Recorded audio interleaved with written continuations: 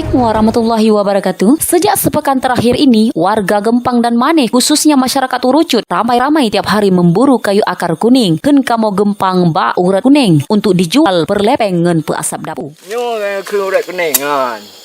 Kuning.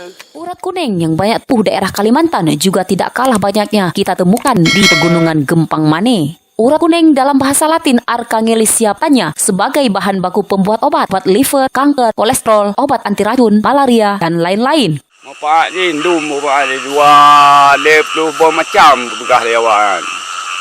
Nak kaker payudara, rematik, lambung, asam urat.